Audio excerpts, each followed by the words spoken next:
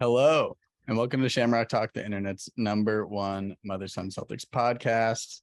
I'm your host, Jake Olin, here once again with my mother, Karen Olin. Hello. From Maine. You've been in Maine a long time, haven't you? 2 weeks, over 2 weeks. Wow. I've not been home. Yep. 2 Yeah, weeks been in nice. Maine. Yeah. Hanging I out. guess. It's Well, like the worst time to go if you're not skiing. Shoveling. Yeah. Yeah. Well, no, we've skied a few times, so we might go this afternoon and tomorrow morning too. Nice. So. Oh, nice. Yeah. No, it's a lot of snow coming off the roof, shoveling, trying not to have the iceberg out front like we do every single year. Yeah. So I've been good to be here for that. But yeah, it's been a long time going home after this weekend. Back in Nice. Well, I will be there too. This is probably my last pod from here in Argentina. I will be back in Boston as of next week, 6 days from today. So get some in-person podcasts going. Been doing some equipment research, get some solid stuff. I'll build a studio. We're gonna get it going here. Nice. But at the moment, you said you're fired up about this week. I'm fired up. And the Celtics. We got, at this moment, Celtics are 46-21, first in the Atlantic Division, second in the Eastern Conference, third in the NBA. Keep falling, but I guess there was really nowhere to go but down. But we got four games on the docket today. Last podcast, the optimistic me said 3-0, but the realistic me said they are trending in the wrong direction. They really are. So it's going to be interesting to see if they can. It's going to be interesting. Turn it around. First one is a tough one.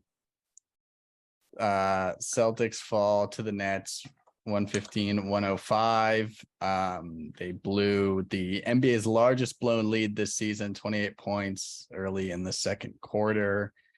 I had high first quarter and a little change. I had low the rest. So what do you got? I mean, that basically sums it up.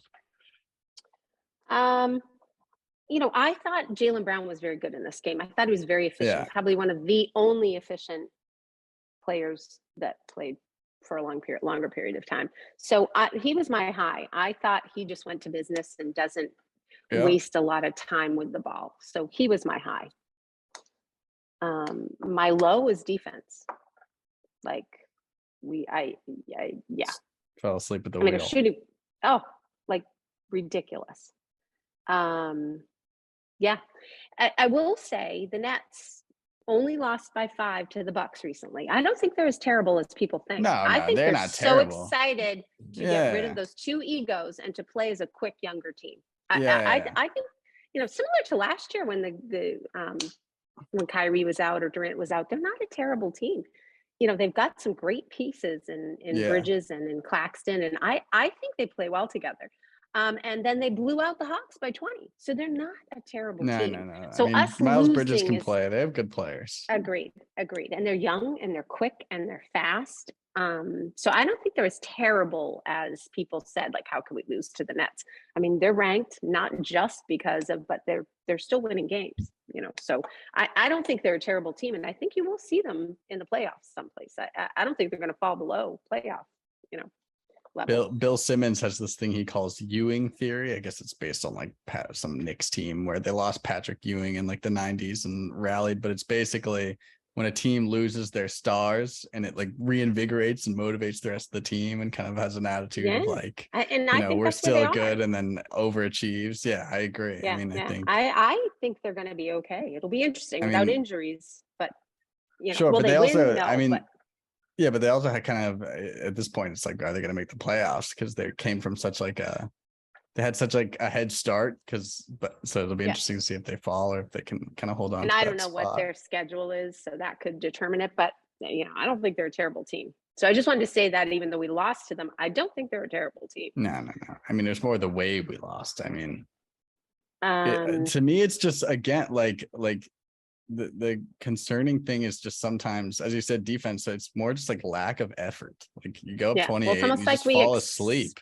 expect to win, and it's going to be easy, and we lose all like intensity. Hit enough threes to just coast this game, and then they never do, and it's like, oh my goodness. Then on offense, we had 84 shots to their 95. Like, it just shows you kind of the lull that we sort of again, get offensive in. rebounding, it's just rebounding in general, it's just effort is becoming a concern.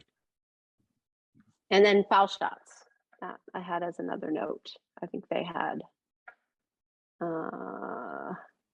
26 to 20, not too crazy. But what was the percentage of made? We were 70, they were 80. Yeah. So 26, I mean, that's a few more too. So that's a few more points, right? It was only a 10-point game in the end. So, I mean, those are just the things, because most stats were very similar. So it wasn't like anybody was, killing us in any way, or we couldn't control certain things. I just think those little things. But yeah, I don't know. That was the beginning of my anger starting. The beginning.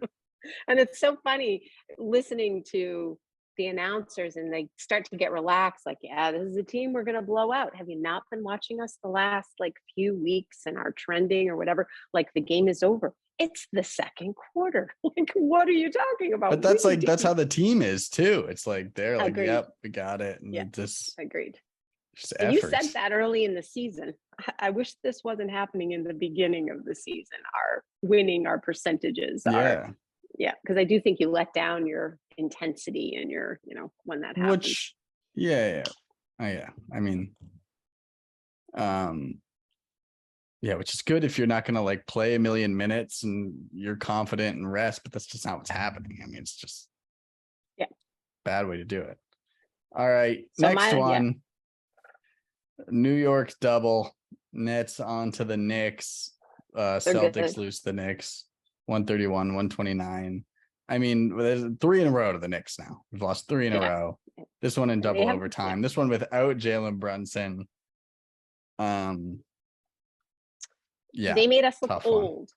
They made us look old. I mean, I don't know. Movements. I mean, quickly, could he have gotten any more of what he wanted to get? Oh my God, all day. Yeah. And the whole time I'm thinking, why not give Peyton Pritchard a few minutes to play defense on him up top? Just a few minutes. Think outside the box, coach, which that is another whole thing I'll go off on. Think outside the box, use your tools. And I just think we have gotten horrible at using the tools we have, that we were claiming the depth on our bench. Well, try something different. Why are we playing the same old way? I think Peyton would have played great on him out there, even if it was 5 minutes. Just take the wind out of his sails. That's your job. Stay with him and give him a chance. I mean, why not? Right? Mm-hmm. And Quickly's not that big. It's not like he would overpower height-wise. No, he just torched us. Exactly. Yeah. So no one could stay with him. We did not have anyone on the floor that could stay with him, it's embarrassing. I mean, it's my low. That was my low. It's just, I mean, as you said last game, defensive effort. It's just just abysmal until it was we went down kind of early fourth quarter, and they started to kind of crank it up again. But it's and then, we obviously ended up tying. It goes to double overtime, but it's I mean, there were a couple just Tatum plays.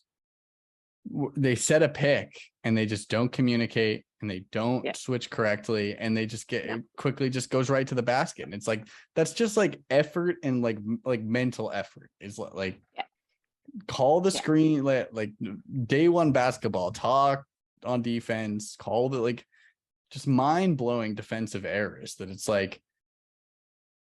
I mean, again, the counter argument, and it may be true, is we're just ready for the playoffs, and we're just kind of sleepwalking through a little at this point.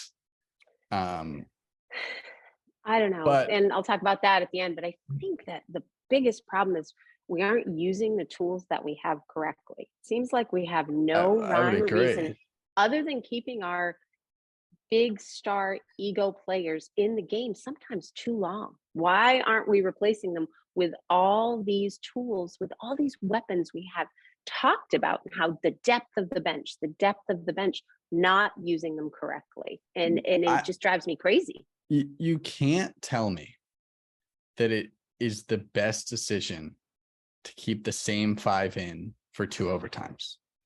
You can't tell me that. You can't. Did you hear them talking about that? Did you hear that every team does it? Every single team, when you look, they rarely, if ever, replace players in overtime. Like, that is a thing. I guess, but teams rarely have Derek White and Malcolm Brogdon on the bench. Yeah. I mean, you bring them in to start the second overtime, the Knicks are in trouble. Yeah. I just think that's the case. Fresh. I mean, and part of it is changing it up in a close game, changing your offense, changing your, like, putting a surprise in. It takes smart fouling out to put Derek White in there, who I think should be in there anyway, but he doesn't play the last like 4 or 5 minutes of the game. You have the same 5 in there for like a full quarter straight, basically, by the time the double overtime's over. It makes no sense.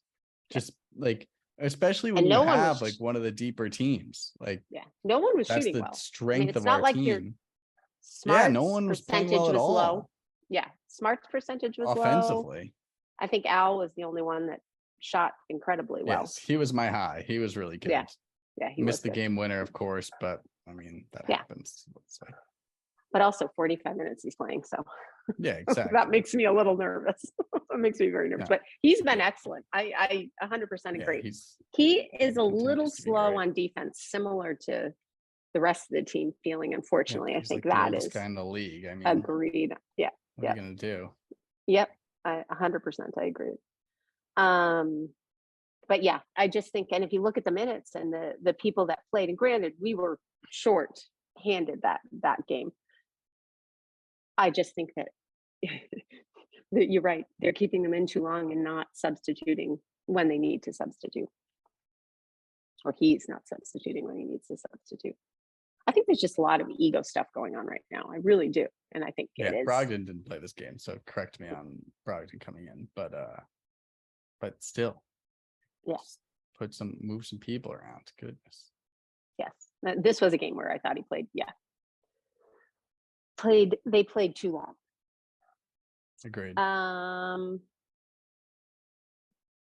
But anyway, I think the Knicks are excellent.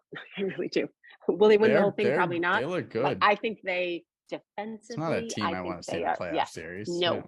I think they're really good. But we should have had an answer for quickly. We should have had an answer. This is a 6-man coming off the bench, and we have answers. Nobody can guard him. He gets 40 the defensive player of the year. You have Derek White, who's no slouch. You have 2 all-star wings that should be able to. It's just embarrassing for him to be dancing on the floor on you guys and just like deers and headlights. Ridiculous. The defensive, and we just didn't look into it at all. No, we didn't want to be there. Look into it. It's ridiculous. 100%. Yeah, Peyton Pritchard plays great defense up in the front. Like, he should have been given 5 minutes on quickly. Pound him 3 down. minutes. Tire him out. Yeah. 3 minutes. Why? He's fast. Brogdon's not playing. Smart. You only had 3 guys off the bench. It's double overtime. Like, no reason. And then because you played your guys a million minutes, you get to the next game. Celtics, another overtime, lose to the Cavaliers 114-118. And because you played your guys a million minutes, you don't have Al this game. You don't have Tatum this game. Who else was out? No, Robert Williams again. I think that was it. Yeah. But now you're down all your guys. And I mean, this And game was actually, I mean, we actually kind of held our own, but still, I mean, back-to-back overtime games is brutal, especially when you're not going to play big minutes to guys that, maybe should be playing big minutes. So my low this game was Jaylen Brown. He was my low. 1 for 7 from 3. Good. Well, it's coming down the stretch. Coming down the stretch is when I have a problem, when he's the guy, the only guy, right? That's the only guy that they had to guard. So they're double teaming. He's forcing up threes. He was 1 for 7 from 3. 1 for 7. And at the end of the stretch, he's hucking up threes. So to me, that is when the all-star looks to, other players and starts to, come up with something new. My second low was Mazzulla. What is Mazzulla doing starting and playing 34 minutes? I mean, that's okay. Yeah, but that's just Grant Williams plays 16 minutes. You're messing with people's heads at this point in the season. And I think your Aunt Debbie and I were thinking that I think Grant has rubbed somebody, including Mazzulla, the wrong way. I really do. I think something's going on there. That agree. He's misstepped, missaid, or overdone something. But at this point, we've 15 games left. Too late. This point in the game, you're playing head games with people. Like I just can't. I can't. And that was a complete confidence. And Grant has had a few of those. Grant has been strong for us. I know there are haters. He overtalks to the ref. But you know what? As a coach and a coaching staff, you should be able to solve that problem. Grant is not one of your stars, your superstars. You should be able to handle that problem. That's, a coaching staff issue. That's not just a Grant issue. That's a coaching staff issue. Agreed. 2, you're playing with he's an important piece in this whole thing. He is one of our toughest defenders and toughest rebounders in there. And now his confidence is shaken. I mean, he missed those 2 free throws at the end. Grant never misses 3 free throws. Never misses free throws. And he's only played 16 minutes, so he's fresh. You're messing with his head. That's a coaching issue. That's not a Grant Williams issue in my book.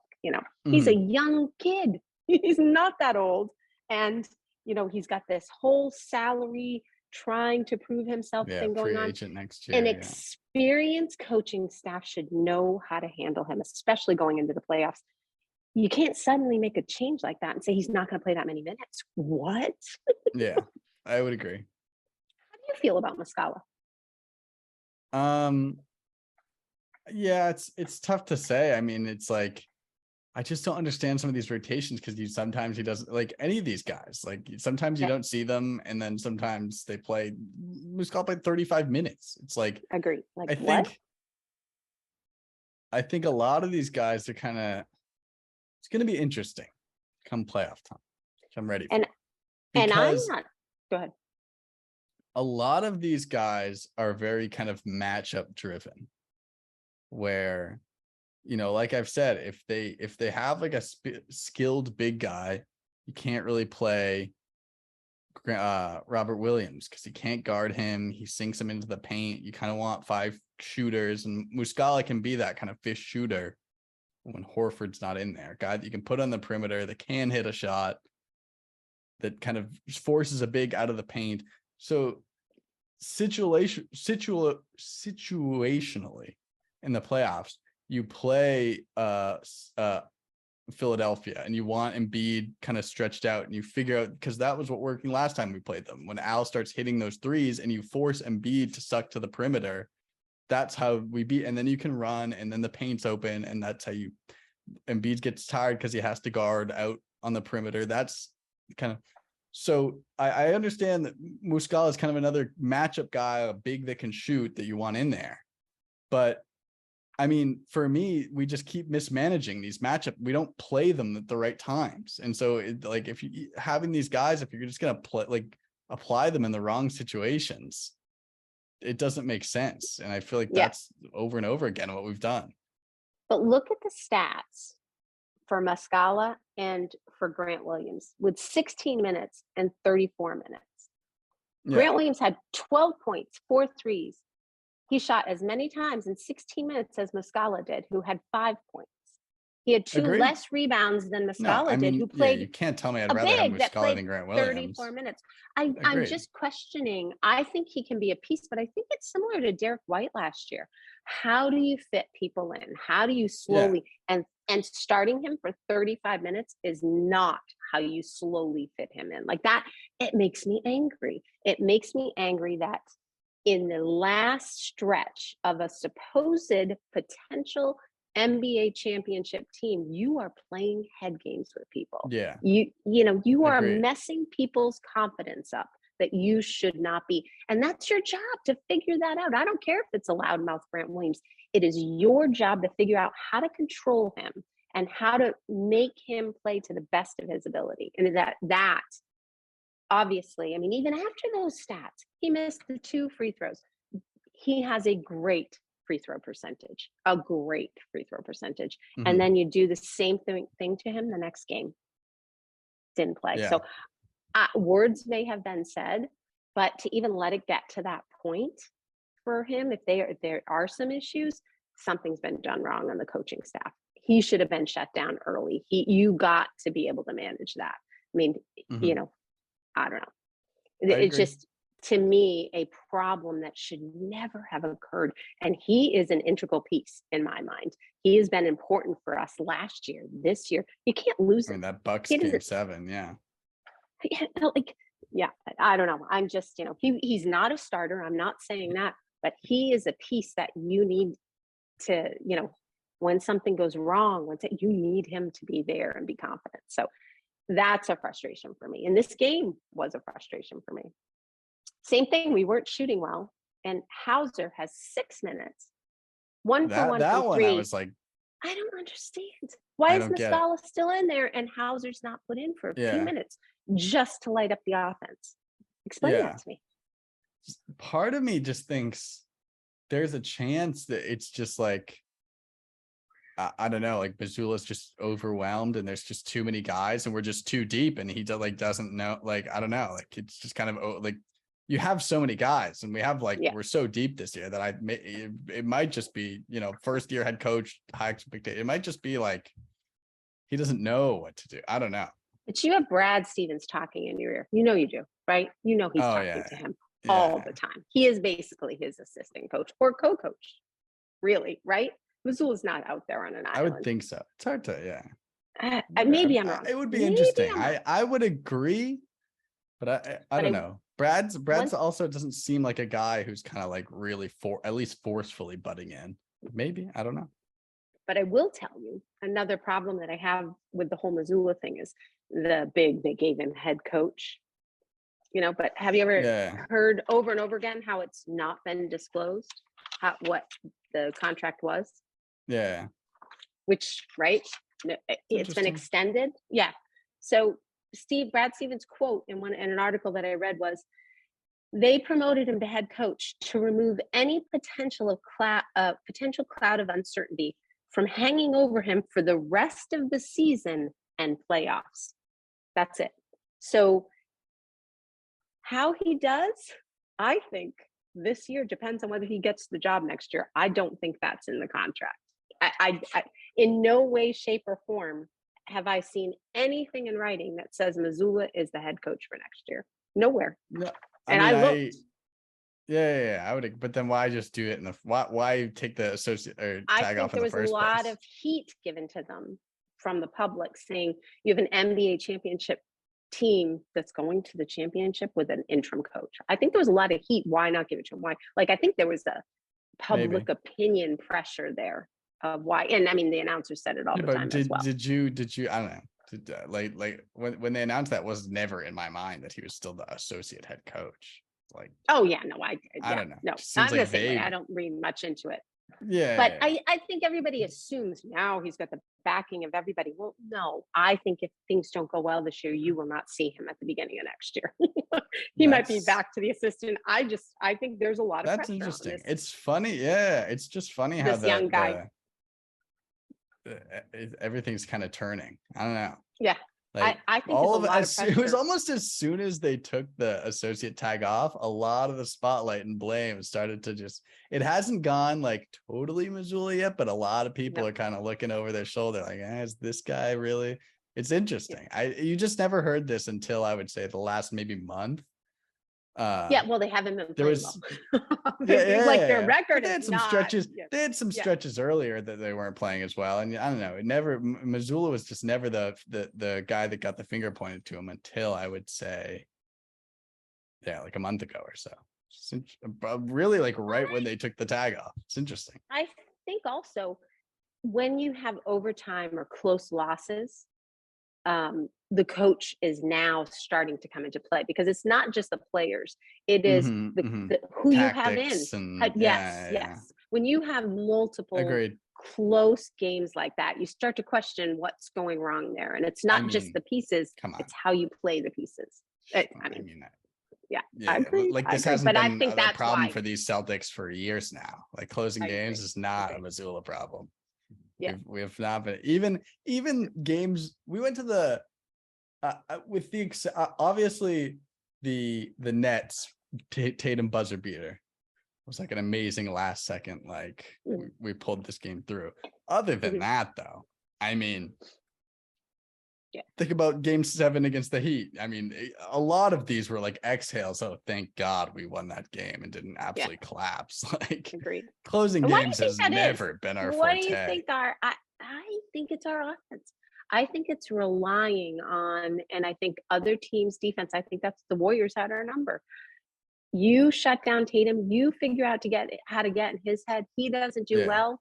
You got our number, right? Because he just keeps working, and I don't know. I just think that we are headed down that same path, and that was Jaylen Brown for me. That's why I was disappointed. As that game went down the line, same thing. He's dribbling slowly so up he's the top. Guy, and it's like, oh, goodness, it's nobody so moves easy to at read. all. Maybe one everybody. screen. He's either going to shoot a 3. He's 1 for 7. Or he's going to go up the middle into 4 to 5 people. Those are his 2 moves, and they know that. I've been saying this a lot lately. I don't know if I wish there was like a screens per game stat, or horrible screens. Like no. Like for the Celtics, could you compare like in an average 2 minutes how many screens are set versus the last 2 minutes of a close game? And see what the difference is. Because like during the game, we have an offense, we set screens, off-ball screens. Yeah. Mostly off-ball screen. At the end of the game, in a close game, we're tied down to. I said, is there any off-ball screen that's ever been set? No, like ever. Everyone stands there. Maybe Robert Williams comes up for Tatum, sets one screen. Everyone else stands there. It's like, wait a second. We've never done this the whole game, and now this is why is this our offense? Maybe he kicks it out to the corner and they shoot a 3, and that's just about it. It's like, no, it's painful. The last part when they are dribbling. Not sure we've seen a backdoor cut in like a month. Oh, any. Oh my God, great pass! How many times do you say that for us? What a pass! I've been saying it lately for other teams. Well, wait, for us, what? There was one last game. Let's get to the last game. Yeah. Because is it a credit? Yeah, I think we played way better. And the Trailblazers are not the best team. Oh, they're terrible. But I thought we came out with defensive intensity. Like that was an emphasis that I think that was a coaching thing. I think they got ripped a new one for their defense the last few games. And I think they really came out, especially on Lillard, and just swarmed and like looked like a good defensive team. Outstanding. Yes. And that like again, this is what gives me hope, is that they can flip that switch. Yeah. And maybe they're just tired. It's too long in the season. They went all the way to the finals last year. They're like, enough regular season. They just like, I can't do it. I'm tired and I need meaningful basketball. I mean, and maybe not. Maybe we'll get to the playoffs and we'll see that's not true. But the fact that like a game like this is like, we looked like a totally different team. I thought we moved the ball well. I thought, and again, not that the Trailblazers are world beaters, but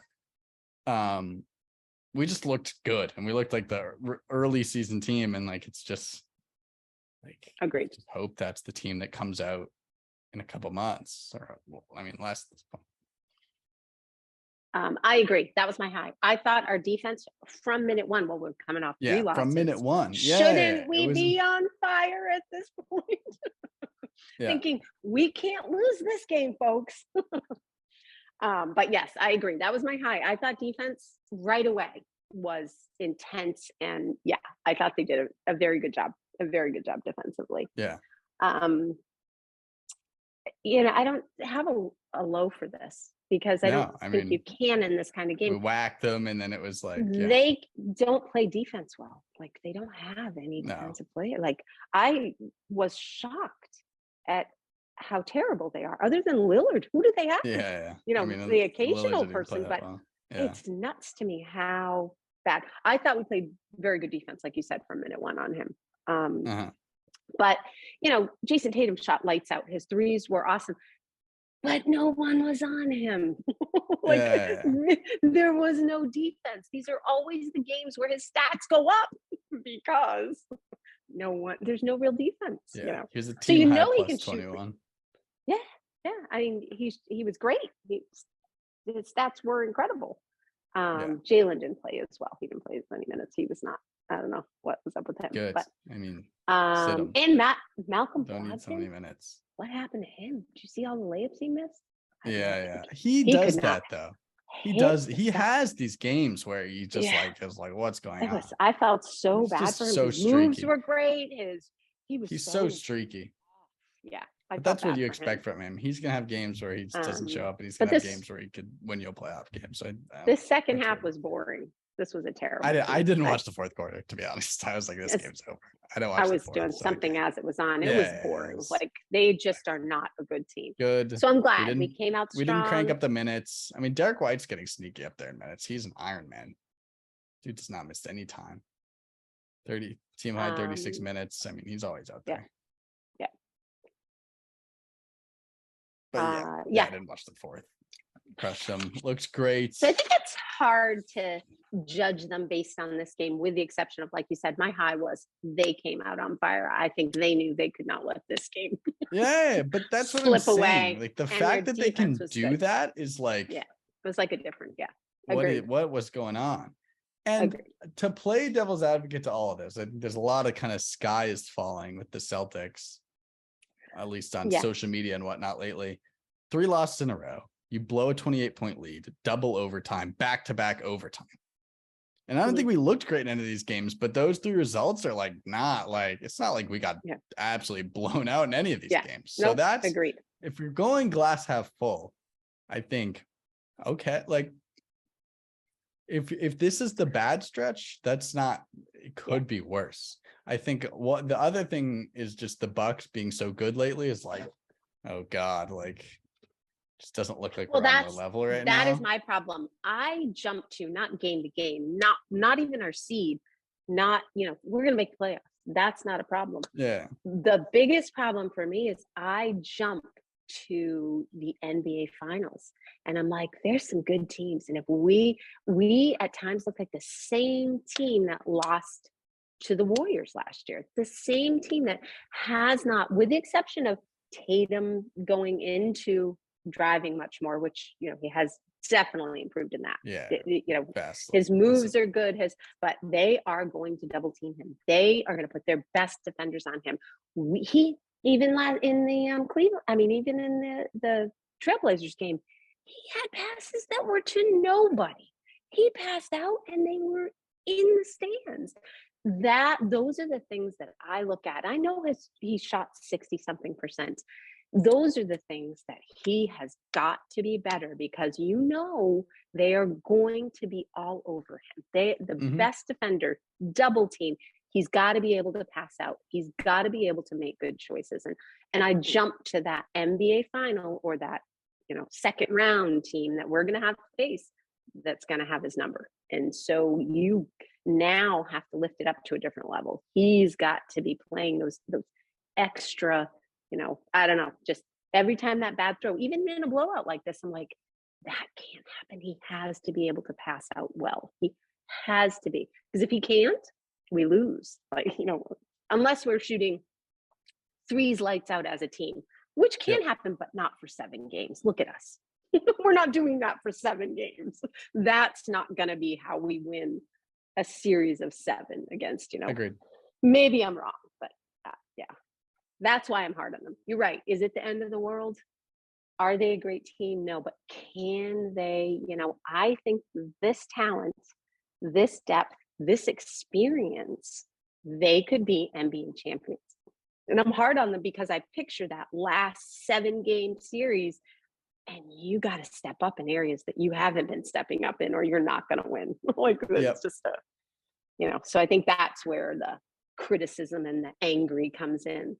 And we got to get rid of this Grant Williams head. We got to get rid of those little things that are coming in the end of the season when you don't want them to come, because there is nobody that is going to step into the role that Grant Williams has right now. There's nobody. We don't have one person that does the things that he does. And I'm not just talking his 3-point shooting. No, it's defense more than anything. Gritty. He's the only one that takes it in the chest and doesn't have his arms all over anybody. He's the only one. Or Embiid without Grant Williams, for 100%. Sure.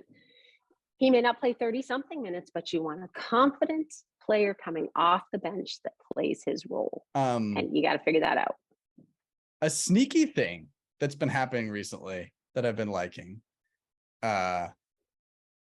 is this when you have the big guy posting up and Jaylen Brown comes down and makes like the double team steal. Where did it's a risky play because he kind of leaves this guy, but he's been doing this a lot. And I don't know where this came from. He's like, I'm gonna go steal the ball, and it works like almost every time. They get like the Embiid guy or whoever, their big guy is that's trying to pound it, goes to like the free throw line. He's quick. Yeah, he's quick. Tatum not Tatum. Jaylen has a couple steals where he does whoop and he's off to a fast break, and then of course we just mess up the fast break somehow. But I've been liking those steals. Yeah. No, he's quick, and I think we have from. Yeah. We've been double teaming a little better at good times, I think. They're like big guys kind of finding the problem, figuring that out. Great. Figuring that out. But yes, he has very, very quick hands. The only other person I would like to talk about is Derek White, and we have slightly started to do him wrong, and I'm hoping that we treat him with respect, because so I don't care what the numbers say. At this point, Derek White should be starting and Rob Williams should be coming in as the sub. He is our third best player. There's no question. We are crazy. His passing. And to be fair, he's been his 3-point numbers have kind of come back to earth. He's like 3 for 23 in the last couple of games at one point, but I don't even care. I think it's that'll come back ball to movement. He's a threat inside. He gives quick, us something in our offense that the other players don't give us. I think he's with confidence. He gets that ball moving, and he's a great passer. He actually can drive and pass out. He's probably our best player, drive and dish guy for sure. Agreed. So and that's what I'm talking about, head games. Everybody has this starting five, which we didn't have in the NBA playoffs last year. Rob Williams didn't start in the NBA, playoffs. He was hurt. Yeah. Agreed. So we have this image of what our starting five looks like. And right now, Rob's been out 3 games. We're going to rely and move other people at this point for this piece. That is still not there yet, so. Not even just that. It's not even just the Rob piece. It's like, you just want a guy like that to feel like he's one of the best players on the team, because he is. And he's I think he's a very soft-spoken guy, and he's not a vocal leader, you can kind of tell. Yeah. But you don't want a guy like that to silently feel like he's not getting what he deserves, and then slowly getting silently disgruntled, and then just leaving free agency or something. Or not that feel like he's scrambling to earn back something. That messes up how you play, right? I got to prove myself this time out. Then you don't start taking the right shots necessarily. Then you don't. And I think that's kind of in the last few games. I don't see that Derek White that was confident when there were injuries and he was playing a lot more minutes, and he was, and you want to somehow figure out. And I love Marcus Smart, but let's face it, his shooting has not been great lately, right? And in the game without Tatum, he took a bazillion shots. What? You're talking about Rob Williams. There are times, I've been saying, I said the last podcast, I want White instead of Smarts. There's just no. I know. Again, can't do that though. I know. Yeah. Why not? Yes, no way. Why not? I think ego-wise, he's a crowd pleaser, and you certainly don't want to shake. He makes some great defensive plays. So I'm not saying he's out totally. We're not going to play our best 5 because he's a crowd pleaser. Come on, that's what you need. Without ego, you could easily. Rob Williams is a tool. We're not going to start him most games. Maybe against an Embiid you do, because you want some height in there. I don't know. Maybe you do something. I would say no against an Embiid. I don't want in there. I don't know. But I'm just saying, I think he is a weapon that you have. He is not a starter, that to me. And you give Derek White that piece, that starter piece.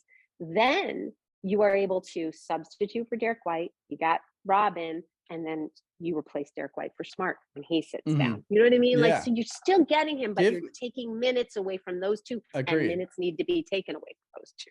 Give me Smart, White, Jays, and Horford. Close game. Yeah. It's a great lineup. Yeah. Like, I agree. And especially against like a team like the Knicks. Smart was like our best defender on Randall. Yeah. You don't need a big guy in there. Yeah. Put Smart on him. Defensive player of the year. He should be able to take that. And then you have White in there, and that's just an advantage for you. Like, I don't know. I agree. He's a key piece, and you just don't want. I don't know. There's there's a bigger role for him. The whole Mazzulla is gonna, he needs to talk to these egos and say, we need to do what's best for the team, not what's best for you individually. And that's a hard part. That's the toughest part, right? Because you look at other teams and the same thing happens. The coach is like, oh God, Donovan Mitchell, don't shoot that again. Like, that happens all the time, but you're certainly not going to take Donovan Mitchell out, or you're not going to, as much as these stars win games for you, they can also lose games for you. And it's managing those egos. But I do think there is a better way that, Muscala is new. You're giving minutes to somebody that has just come to the team that doesn't need 35 minutes. He needs 10 or 15. Agreed. I see nothing outstanding. He had those few threes in the first couple games, but defensively, I don't think he's any better than anybody else that's played down there. He's not a defensive guy. Everyone knows that. No. Yeah. So part of that is where. Yeah. I mean, again, just to play devil's advocate on that, part of me thinks maybe, you're coming off double overtime back to back. You're like, we have this new guy, maybe just throw him in, get him involved, see what happens. But yeah, I mean, that's again, just playing devil's advocate there. All right. Yeah. And maybe everybody else is clear. I think we've made. I didn't even think about that, to be honest with you. Well, I have one. I think that I would choose Randall. Yeah. Okay. And maybe not just how he played us last game, but just in general when he plays. I think I think that's a double up. I think we both had Randall last time, so bit of a cup. I went Knicks too, but I went quickly. Oh my goodness, couldn't stop that dude. Yes, you're right. I think that's the only game that anybody truly stood out. You're right. Quickly should have been. I think you're right. But I think that's the only game that anybody stood out really. I don't think anybody else, they had good players. But Mikal Bridges in the first game was very good. Yeah. But I think I don't know. His numbers have been good. I think he's a good player. Yeah, but it's just kind of his debut as the guy, because in Phoenix he was like a third guy, and now he's kind of the guy. And he put he had 38 points or something. He played pretty. Yeah, he was one of my picks. But quickly just. Absolutely, you're right. We had absolutely no answer for him. Yeah, I honestly danced around the court, scoring at will. What? I honestly hadn't picked one. That was like scrambling there off the top of your head. Anybody? You're right. That should have been my pick. I had quickly. Yeah. He was unbelievable. No. What a weapon. I know. Brunson coming back. Like what? No Brunson, and he just comes up, plays NBA high minutes in a game this year, and just torches us in a win. So that was my guy. I didn't pick a guy. Sorry. Oh, good. Up next, final thing on the agenda: 6-game road trip. Big 6 games here. We go to Atlanta tomorrow, Houston Monday, Minnesota on Wednesday, Portland Friday, Utah on a back-to-back Saturday. And then what is that? Next, then Tuesday, Sacramento? A week from this Tuesday. So this should be a great road trip for us. Right? Yeah. With the exception of Sacramento. They might be tough. Yeah, they're good. Wait. That might that's be a team we should beat. That's a yes. That could be a statement win. Go in, whack Sacramento. I mean, they're second in the West right now. Did you know that? Oh yeah, they're good. They're good. Yeah. And they were talking to like the highest offensive rating, I think. I believe someone was talking about them the other day. But when we played them, they had just gotten, it was early in the season, and Sabonis wasn't fitting in or whatever, but I guess Sabonis is fitting in now, and I guess they figured it out. I love Sabonis. I think he's he's good. I think he's a great all-around player myself. But this, I think we play the West well in general. Like I don't know, other than the Nuggets from being blown out by Jokic. Yeah, but we beat them. We blew them out too. So yeah, I think we play the West very well. Atlanta will be interesting to see what's going on with them. If they're healthy and how they're playing, because they're still in playoff contention. But the rest of them, I think we should. I mean, is anybody you're scared of? Minnesota's interesting. Yeah. They can play with Anthony Edwards. Yeah. You know, they're probably the best other team of the bunch. I mean, Utah plays well too. They've kind of Utah's one of these teams. Utah's one of these teams that's like right in between tanking and playing well. Yeah. So it's a team you could see a few rest guys that are, you know, fake sprain their ankle to try to lose a game on purpose. Yeah. But I mean, I just think it's big in general. Can we string off, 4 wins, 5 wins, 6 wins? I think we can. The optimistic. I hope so. Celtics lover, like last time when I said we'd go 3-0, says we have no losses in this round. No loss, 6-0. Yeah. All right. It's the optimistic me saying we can do this. Have you ever picked us to lose? No, that's what I said. The optimistic me says 3-0. But are we trending in the wrong way? I do feel that, but I believe in us. I always believe in us. Yeah, I mean, we have a pretty soft end of year schedule. Let's finish strong. This month, the rest of the month, with the exception of Milwaukee, I think we're gonna. Yeah, I think it's gonna be a good. Let's get it back together here. Yeah. Yeah. Let's right this ship. We can do it. Yes. Believe in Mazzulla. Let's just say there aren't any Orlando, Cleveland. None of these teams don't look like. Yeah, like that Indiana. have those young. I bought some Indiana stock. Oh, you did? Okay. So I haven't heard much good. about them. So yeah, I haven't seen them play lately. So they beat us twice this year, didn't they? I know we beat them in overtime. Yeah. It was close. You're right. Yeah, they're good. All right.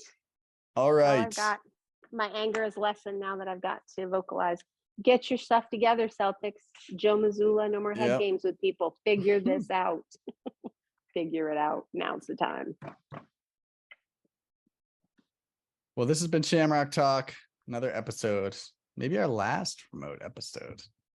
Let's get some in-person stuff going. Gotta get some equipment, but stuff's kind of expensive. So I hope you set the opposite. We'll see what happens. Yeah, we'll get a studio going. We'll get some knickknacks. We'll be knickknacks. Did you say knickknacks? I did. We'll have some stuff going. Maybe we got at some point we'll get a third mic. We can have some 3-person in-person podcasts. We'll get it going, but we'll have to figure that out once I'm back in Boston.